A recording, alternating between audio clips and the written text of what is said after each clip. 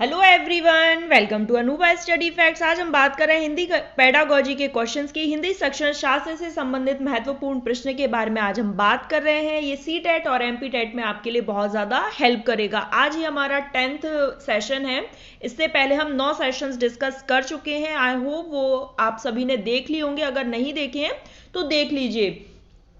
Concept clear होना बहुत ज़्यादा ज़रूरी है और क्वेश्चंस के माध्यम से हम अच्छे से कंसेप्ट क्लियर कर सकते हैं। आज का पहला प्रश्न है, हिंदी भाषा का मूल्यांकन करते समय आप सबसे ज्यादा किसे महत्व देंगे? निबंध लिखने की योग्यता, व्याकरणिक नियम या फिर सीखने की क्षमता का आकलन? तो सीखने की क्षमता का आकलन सबसे अच्छी बात होगी। हमें किसी एक बेस्ट ऑप्शन की तरफ जाना है। इसमें आपको बहुत अच्छे से ध्यान रखना होगा कि सीखने की क्षमता का आकलन यहाँ पर बेस्ट ऑप्शन है। भाषा सीखने के लिए कौन सा कारक सर्वाधिक महत्वपूर्ण है? तो भाषा की पाठ्य पुस्तक या फिर व्याकरणिक नियम या फिर पाठ पर आधारित प्रश्न उत्तर इतना नहीं है। लेकिन अगर किसी चीज में आप भाषिक वातावरण प्रदान करते हो किसी भी बच्चे को, तो वो भाषा सीखने के लिए सबसे अच्छा कारक होगा। और हमसे पूछा गया था सर्वाधिक महत्वपूर्ण। भाषा अर्जन और भाषा अधिगम में हमने पहले वाले सेशन में भी डिस्कस करा था कि भाषिक परिवेश की उपलब्धता इसका सही आंसर होता है। क्यों? क्योंकि भाषा अर्जन जो होता है वो स्वाभाविक होता है। जो भाषा अधिगम है ये प्रयास पूर्ण सिखाया जाता है। तो भाषिक परिवेश की उपलब्धता यहां पर इसका सही आंसर हो जाएगा। तो आपको सबसे बेस्ट ऑप्शन की तरफ जाना है। कुछ कुछ कंसेप्ट बेस्ड आएंगे, आप बहुत अच्छे से कर लेंगे। फिर है, भाषा की पाठ्य पुस्तक में ऐसे पाठ रखे जाएं जो सरल भाषा में प्रयोग हो, बच्चों के परिवेश से जुड़े हो। सबसे सही बात है कि बच्चों के परिवेश से जुड़े हो। कोई भी चीज अगर उनके वातावरण से जुड़ी हुई है तो वो उस चीज को बहुत अच्छे से सीख पाते हैं। ना कि छोटा हो, सरल हो, नियम का अभ्यास कराए, ऐसा कुछ नहीं। बच्चे के परिवेश से जुड़ा ये बहुत ज्यादा जरूरी होता है। फिर है, द्वितीय भाषा के रूप में हिंदी सीखने का मुख्य उद्देश्य क्या है? हिंदी के व्याकरण पर अधिकार प्राप्त करना? ऐसा बिल्कुल नहीं है। दैनिक जीवन में हिंदी समझने तथा बोलने की क्षमता विकसित करना? बिल्कुल सही बात है। मानक हिंदी लिखने में निपुणता या फिर किसी चीज को कंठस्थ करना तो कभी भी हमारा आंसर नहीं हो सकता।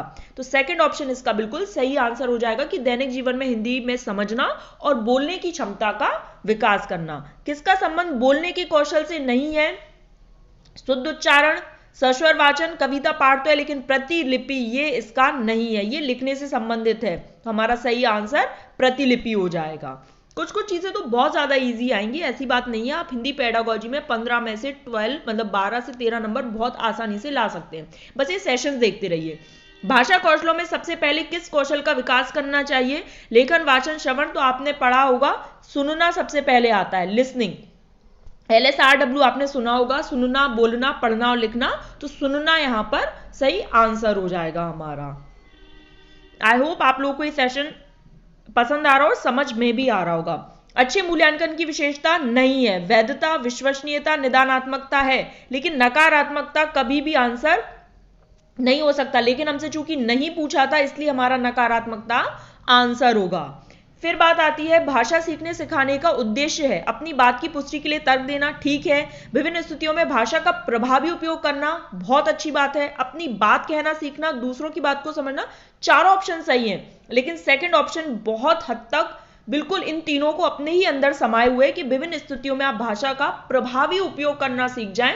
इसलिए भाषा सीखने सिखाने का यही उद्देश्य होता है।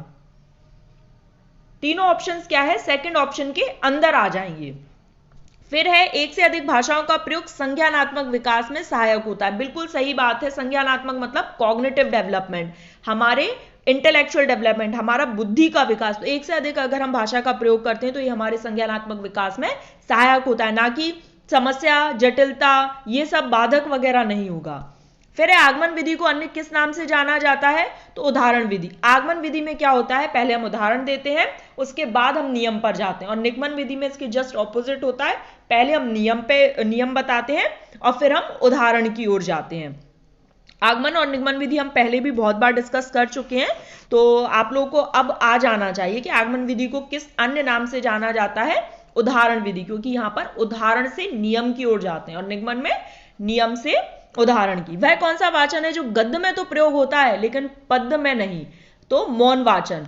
क्या होता है, पद में आप मौन रखकर नहीं कर सकते। पद मतलब कविता, लय, सुर, ताल, इन सब चीजों में, तो मौन वाचन यहां पर इसका सही आंसर हो जाएगा। फिर है भाषा शिक्षण के मूल कौशलों में सबसे अंत में, तो LSRW वाला बताया था, लिखना यहां पर सबसे अंत में होगा। सुनना, बोलना, पढ़ना और लिखना। आई होप यहां पर आप लोगों को अच्छे से समझ आ रहा होगा LSRW, क्योंकि हिंदी इंग्लिश दोनों पेडागोजी में काम आएगा। मातृभाषा शिक्षण में मौखिक अभिव्यक्ति हेतु किस पद्धति को अपनाएंगे आप, तो मातृभाषा है तो खेल पद्धति में, खेल पद्धति में आप अपनी मातृभाषा का प्रयोग करके अपनी मौखिक अभिव्यक्ति दे सकते हैं। तो मातृभाषा है, चूंकि बच्चा सबसे पहले अपनी मातृभाषा को ही बोलता है। भाषा शिक्षण में दृश्य श्रव्य साधनों का प्रमुख प्रयोजन है आज के लिए लास्ट, शिक्षण के कार्य को सरल बनाना, छात्रों की विभिन्न इंद्रियों को क्रियाशील बनाना, ये बिल्कुल सही हो जाएगा, क्योंकि दृश्य श्रव्य सामग्री क्या होता है, इंद्रियों को क्रियाशील बनाती है। तो गाइज यहां पर हमारा सेशन कंप्लीट हुआ, हमने 15 क्वेश्चंस को डिस्कस कर लिया। आई होप आपको ये सेशन पसंद आया तो ज्यादा से ज्यादा शेयर करना। सीटेट एमपीटेट के लिए इक्वली हेल्पफुल है। नेक्स्ट सेशन में मिलेंगे। Thanks for watching this video.